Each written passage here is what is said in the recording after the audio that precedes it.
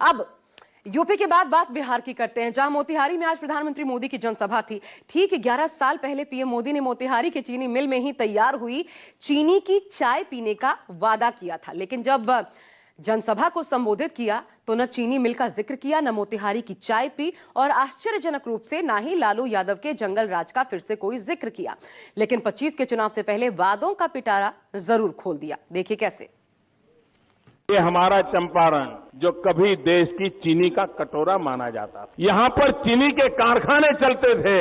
ऐसी तो क्या हाल हो गई कि देश को मीठा मुंह कराने वाला मेरा चंपारण की आज चीनी के कारखाने बंद पड़े हैं। 11 साल बाद क्या हुआ वो देखिए।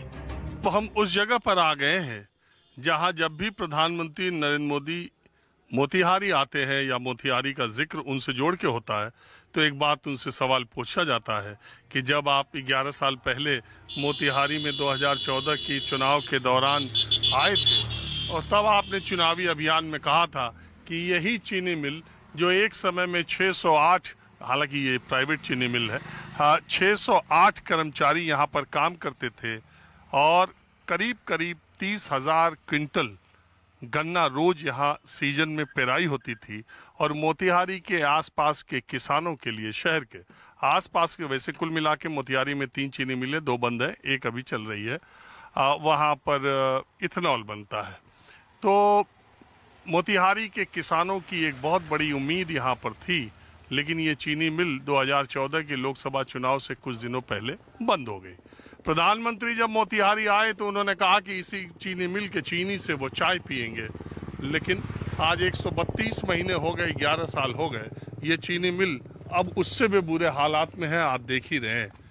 बहुत लोग कहते हैं कि प्रधानमंत्री को शायद इस बात की जानकारी नहीं थी और अभी कुछ दिनों पहले ही आपने सोशल मीडिया पर और दूसरी जगहों पर भी देखा होगा कि जन सुराज के नेता प्रशांत किशोर ने यह कहा है कि ये स्क्रिप्ट उन्होंने लिखी थी, यानी उन्होंने ये बात लिखी थी कि मोतिहारी के चीनी मिल का जिक्र उन्होंने प्रधानमंत्री के भाषण में किया था। तो इस बात की जानकारी स्क्रिप्ट लिखने वाले को और पढ़ने वालों को भी उस समय थी कि नहीं थी कि ये प्राइवेट चीनी मिल को शुरू करना सरकार के लिए इतना आसान काम नहीं होगा। एक बहुत ही बड़ी मिल है और बहुत बड़ी प्रॉपर्टी है, ये बंद है, लेकिन इस पर जो चर्चा है वो मोतिहारी में हमेशा होती रहती है। न मोतिहारी की चीनी मिल खुली, न मोदी जी नई मिल की चाय पी। उल्टे पीएम मोदी ने मोतिहारी को मुंबई बनाने का नया वादा कर डाला। हमारा संकल्प है आने वाले समय में जैसे पश्चिमी भारत में मुंबई है, वैसे ही पूरब में मोतिहारी का नाम हो। जैसे अवसर गुरुग्राम में है, वैसे ही अवसर गया जी में भी बने। पुणे की तरह पटना भी, वहां भी औद्योगिक विकास हो। सूरत की तरह ही संथाल परगना का भी विकास हो।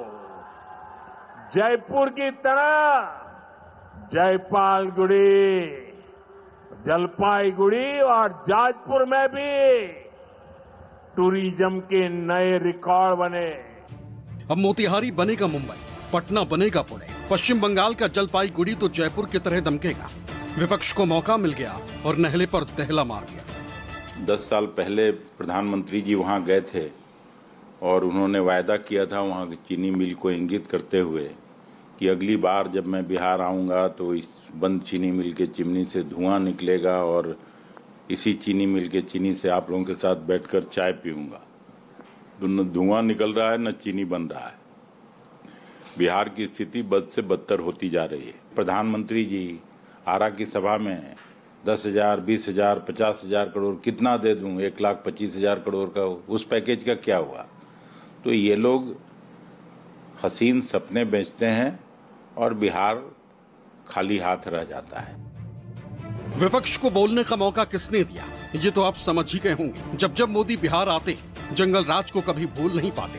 लेकिन अब की बार बिहार बदला बदला सा दिखा, जिसने मोदी का मिजाज ही बदल दिया। अब जंगल राज की याद नहीं आई। क्या इस भाषण में उन्होंने दिन दहाड़े लगातार हो रही हत्याओं पर कुछ कहा? क्या उन्होंने धड़ल्ले से बढ़ते हुए अपराध और अराजकता जो बिहार में हो रही उस पर कुछ कहा? क्या उन्होंने ध्वस्त कानून व्यवस्था की भर्त्सना करी? क्या उन्होंने किसानों को अपराधी और हत्यारा कहे जाने का विरोध किया? और क्या उन्होंने दिन दहाड़े होती वोट चोरी पर एक भी शब्द कहा? इन सब सवालों का जवाब नहीं है, क्योंकि इन सवालों का जवाब देने के लिए नैतिकता और हिम्मत चाहिए। जिस राज्य में जाते हैं वहां कहते हैं 1 नंबर बनाएंगे, आज तक तो किसी को 1 नंबर नहीं बनाया आपने। अरे जितना गुजरात को आपने पैसा दिया उसका 25% बिहार को दे दिया तो बिहार आगे बढ़ गया होता। एक शब्द भी नहीं निकला जंगल राज पर। अपराधियों की कहर ने बिहार के लोगों को जीना दुश्वार कर दिया। आपके ही नेता को घर में घुस से गोली मारा, मौका मिलता जरा हो आते मातमपोशी के लिए। आपके लाडले मुख्यमंत्री के रहते हुए अस्पताल में आईसीयू में जाके गोली मार रहा है। इस पर भी तो आपकी जीवा से एक शब्द निकलनी चाहिए थी। प्रधानमंत्री मोदी के इस जनसभा में बड़ी संख्या में महिलाएं भी पहुंची थी। इन साइलेंट वोटर में नीतीश कुमार का प्रभाव माना जाता है। यही वजह रही कि पीएम मोदी ने जनसभा को संबोधित करते हुए लखपति दीदी का जिक्र किया, तो लालू यादव को भी घेरा, लेकिन नाम नहीं लिया। आरोप लगाया कि एक ऐसा दौर था जब लोग घरों पर रंग रोगन कराने से भी डरते थे। अब तक 1.5 करोड़ बहनें लखपति दीदी बन चुकी हैं। हमारे बिहार में भी 20 लाख से ज्यादा लखपति दीदी बनी है।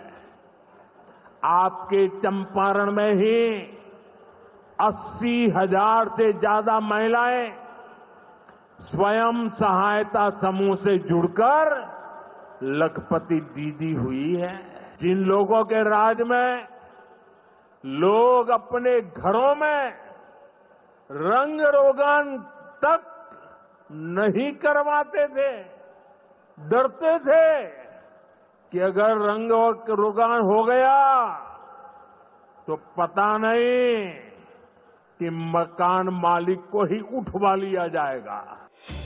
पीएम मोदी के मोतिहारी पहुंचने से पहले ही आरजेडी की तरफ से आरोपों की बौछार शुरू हो गई, जहां तेजस्वी यादव ने एक्स पर तंज कसते हुए 11 पॉइंटर वाला पोस्ट लिखा। वहीं लालू यादव के भी आधिकारिक एक्स हैंडल से एक पोस्ट जारी किया गया, जिस पर लिखा था, गुरुत्वाकर्षण बल वस्तु को जमीन की ओर खींचता है, चुनावाकर्षण बल व्यक्ति को बिहार की ओर खींचता है। लालू यादव को यह पोस्ट प्रधानमंत्री मोदी पर तंज था कि चुनावी साल में वो बार बार बिहार के दौरे पर आ रहे हैं। आपको बता दें कि साल 2025 में पीएम मोदी का ये 5वां बिहार दौरा था, इसलिए पीएम की बिहार विजिट को चुनाव से जोड़ा जा रहा है। लालू यादव की एक्स पोस्ट पर जेडीयू ने निशाना साधा।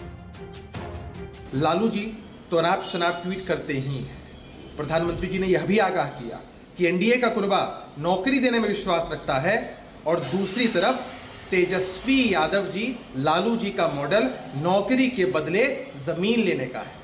ये सिर्फ खोखले दावे और वादे कर रहे हैं ताकि कैसे भी सत्ता तक पहुंच जाए। पीएम मोदी ने 35 मिनट तक जनसभा को संबोधित किया।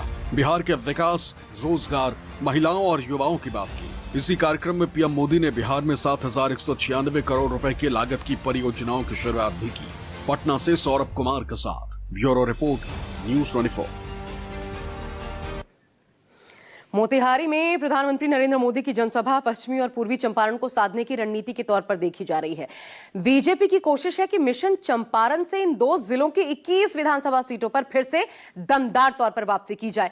जैसे नतीजे 2020 में आए थे वहीं 25 में भी दोहराए जा सके। तो कैसे ये होगा, देखिए। प्रधानमंत्री मोदी का ये मिशन चंपारण है, क्योंकि पूर्वी चंपारण और पश्चिमी चंपारण दोनों बहुत मायने रखता है। कितनी सीटें आती है पहले तो ये देखिए।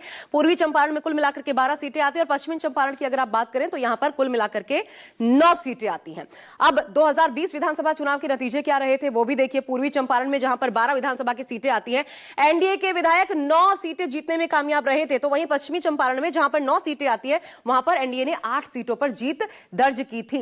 इस तरह 21 में से 17 सीटों पर एनडीए ने जीत दर्ज की थी और बीजेपी ने चंपारण क्षेत्र में विपक्ष का पूरी तरीके से सफाया कर दिया था। एक छत्र राज कायम करने में सफल रही थी भाजपा।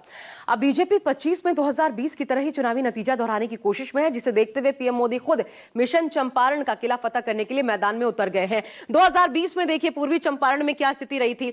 5 सीटों पर एनडीए महागठबंधन 7 सीटों पर जीत दर्ज करने में कामयाब रहा था, जबकि ये 2015 के, माफ कीजिएगा, नतीजे में आपको दिखा रही हूं। क्यों? क्योंकि 15 में ये फैक्ट, ये बदलाव कैसे दिखा?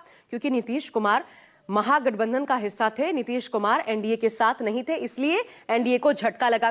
5 सीटों पर एनडीए पश्चिमी चंपारण में, जबकि महागठबंधन नीतीश कुमार के साथ 4 सीटों पर जीत दर्ज करने में कामयाब रही थी। तो ये नीतीश के साथ का नफा नुकसान है जो साफ साफ इस चुनाव भी नजर आ रहा है, और इसलिए नीतीश कुमार बिहार में लाडले सीएम बन जाते हैं। 2015 और 2020 का ये जो अंतर है, ये साफ साफ स्थितियां बताता है। और अब चलिए, अब बढ़ते हैं आगे और बात करते हैं बंगाल की। मिशन बंगाल, जिसमें भाजपा जोर शोर से जुटी हुई है, बैटल ऑफ बंगाल। लेकिन उसके पहले अब आपको दिखाते हैं आधे हिंदुस्तान पर जल प्रलय।